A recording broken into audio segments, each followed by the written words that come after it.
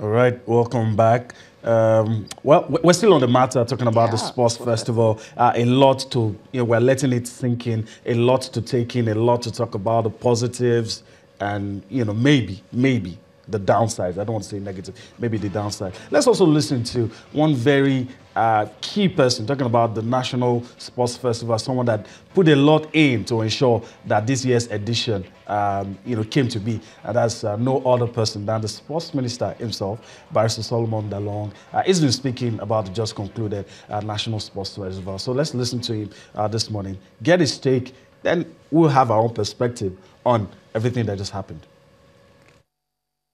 We believe that the gradual movement from full government funding to a joint partnership of government and private sector will go a long way to institutionalize the National Sports Festival. The National Sports Festival is one of our institutions that is responsible for promoting the national peace and unity of this country. We did not only meet the objectives of the 19th edition, we had good stories of surplus and excesses to be declared. The volume of commerce, even as at today being the closing day, is still very high. The level of friendships that the youth were able to establish among themselves, the building of new bridges by the youth, the excitement demonstrated and the enthusiasm by the youth in sports indicated that sports is the way to go. Go and look at the performances and the medal haulage. Today, Delta top with 359. And the secret is that the governor used sports as a tool of empowerment.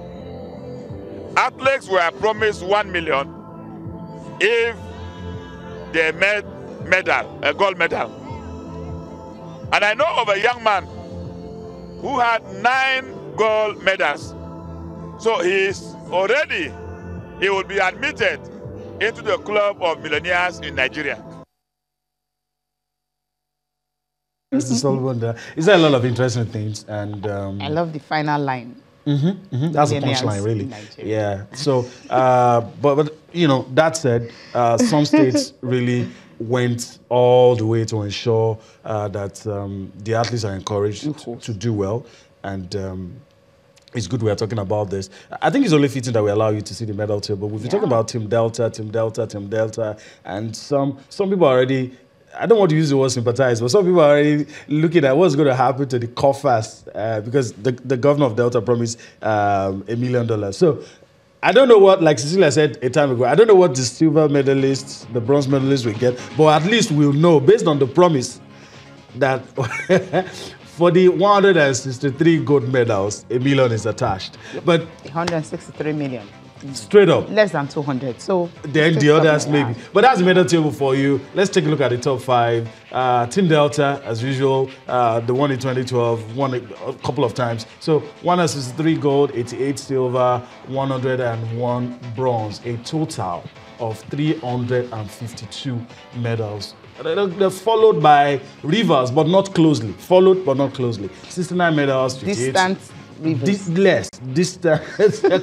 68 gold medal, 58 silver, 67 bronze, a total of 194 medals. You have Edo State. Distant third. Distant third also. 47 gold, 41 silver, 53 bronze medals, 141 medals in total. Lagos got distant fourth. The gap. Anyway, 36 gold medals, 37 silver, 73 bronze medals, and a total of 146. Then Bielsa, I'm a little closely followed Lagos. This is the one you talk about closely now. Exactly. I was thinking, that's why I shouldn't be a betting person. I was thinking the next state after Delta was going to be Bielsa, and I don't know why. I thought so, but I'm still impressed though. 32 gold medal. Wrestling contributed a lot to these gold medals that you see. 32 gold medals, 56 silver medals, 48 bronze medals, a total of 136 medals in all. This is the top 5, and at the end, this is what you have. Team Delta, as we all expected, knowing their reputation and all the things they've done over the years, how the sports commission was always working with the athletes across board in all sports. And this is the result. Painstaking efforts over the years. And that's why I'm hoping that they do not take their legs off the pedal. I hope they don't, so that, other states trying to catch up with them, and at the end of the day, Nigeria will benefit from it. One of those states to copy and paste well, because I want to emphasize that. Copy and paste well. Look at whatever Delta is doing. Delta can boast of a lot. In fact, one of the sports commissioners in the past says if you take out the efforts of Delta from Nigeria in terms of sports, we'll probably have little. And I agree with that assertion. So that's it. Delta, hopefully other states will come up with theirs as well, and we see where we can go from here. Yeah, absolutely. I mean, just one thing I really want to emphasize is the fact that I understand that some federations will even encourage their athletes who didn't have a chance to compete in their own state. They can go ahead and compete for other states. If only they can stick to, as long as the athlete is from your state and you train that athlete can represent your state. So if we do that and we stick with that, and state governors want bragging rights about I groom the more athletes and all that, then they will be able to work and groom athletes. But if they continue, once the sport festival is on and you don't have athletes that can win medals for you, go ahead and start recruiting athletes from other states, elite athletes to come run for you or to come participate in any event at all. I think that I wouldn't be happy with it. We understand that it's all about unity, and all that, peace, friendship and everything. But I think we shouldn't leave that aspect, the sporting aspect of it, may not be development, but the fact that you can compete with the very best. So if Lagos State have all the elite athletes in the world, in Nigeria, for instance, then all their elite athletes can come and compete. You understand what I mean? But maybe, just maybe, you can't have all of them. Lagos may not want to pick someone like maybe Funke Shonake, for instance, if she's from Lagos State and all that. They feel, okay, no, you can't compete. And she feels, okay, I need to compete. I need to go to another state to compete. Maybe that's why some of them are doing it. I think if they can remove that, just groom your athletes and bring them in. If your elite athletes also want to compete, then they can also join and compete. I mean, of course, I always agree with you. Anything, fine-tuning is key. You just saw some events there, the men's long jump, and saw some stellar names coming to the party, doing well at the games. At some point, we hope to be joined by our sports correspondent Austin Okon-Akpan. At some point, we'll cover the event and he will be telling us some of the things that we didn't get to see, the stories behind the pictures. You're seeing some of the pictures, the stories. He'll likely tell us about a 14-year-old sensation that is 400 meters gold. That is making everybody blush. Some say that we shouldn't be too surprised because of what she did at the youth games. Yes. But for some that didn't just follow, it's just surprising that where is she from? Where is she coming from? Where did she come? But we'll talk much about that later. But let's also talk about some sports personalities, ex-athletes that were there. Talk about what they saw. I think Mary Onyali was one of those few people. Yeah, she was one of them, and she's been speaking about the sports festival, of course, the timing of the event.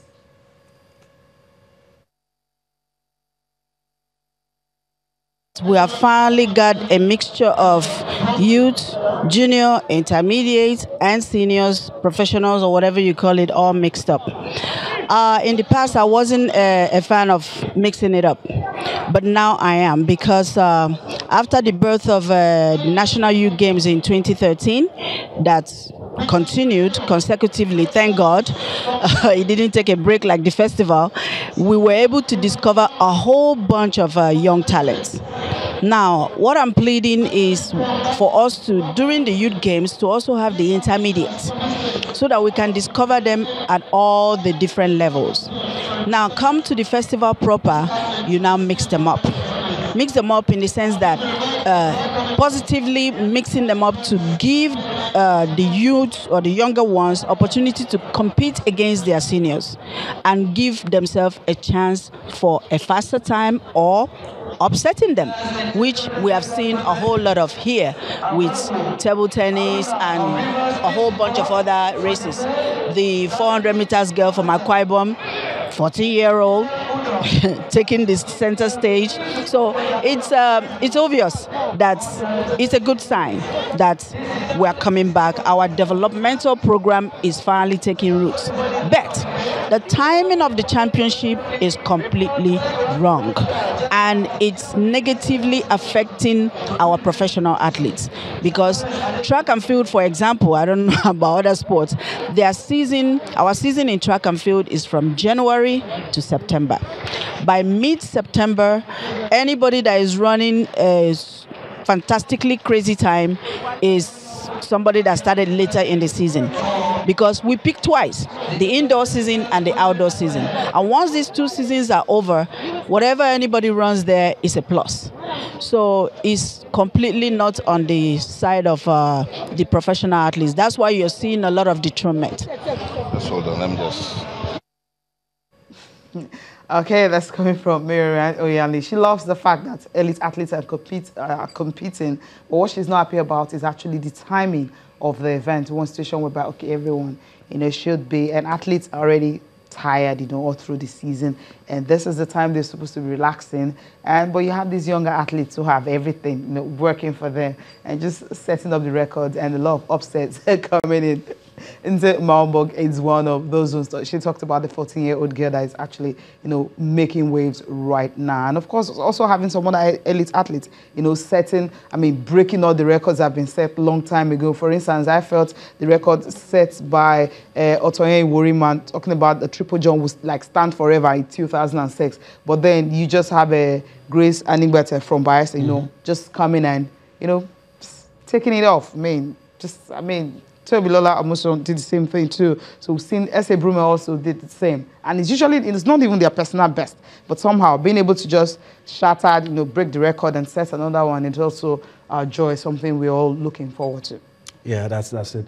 All right, so our man, Austin Okonakwan, is waiting in the wings. So let's really get straight to it. And Austin, if you can hear me, good morning. Nice to have you join us on the show this morning. Just fire away. Tell us some of the beautiful stories behind some of the pictures that you've sent, that we've seen. In fact, let's start with the 14-year-old sensation that's been making the waves all around.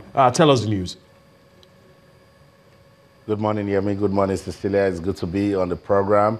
Yes, it's the 19th edition of the National Sports Festival. It has come and now concluded. Beautiful story we're telling about is Malbong from Akwa Ibom State. I spoke to the director of sports from the state yesterday, Lawrence Akwa Ibom. And Lawrence said that she was a little girl somewhere in Ibono, in a remote area of Akwa Ibom State that wasn't known, but she was already showing the signs. And that's what we're always saying about talent discovery. Don't just discover. Monitor their progress and make sure that you bring them to limelight. So they brought her from, they took her out of Ibono and then brought her to Uyo. And then she took part in some events. And here we are talking about instead. Now, if we didn't have the National Sports Festival, we would have known about her and the exploit. She caused a major upset in the 400 meters event. And she's just 14. And a lot of persons are questioning that age. Wait till you see her, listen to her talk, then you will know that she's a little girl. It's just because we're not so good yet with discovering talent. We don't go to the grass. So when we see somebody that is young doing exploits, we start asking questions. So it's up to the Akwa Ibom State Sports Council now. It's up to the Athletics Federation of Nigeria, and also the Ministry for Youth and Sports. Yemi, Cecilia, put you and I into the picture too, the media. We need to monitor this young talent. We need to ask questions. We need to say, what's the program in place for her? She also ran the second leg in the 4x400 mixed doubles for Akwa Ibom State, and that was also good experience for her again. So she's a good one for the future. She's a big revelation and a big plus to this Austin, National Sports Festival. Austin, yeah. And has reminded us once again that we have talent. We just need to discover them and keep their wheel of progress going. Austin, let me put you on a hold. We need to go on a break. Just stay right there. We'll come back to you. We'll go on a break now. When we return, we'll still have Austin Okonapan in our Abuja studios. And of course, there's still more to talk about on Sports This Morning. Join us again.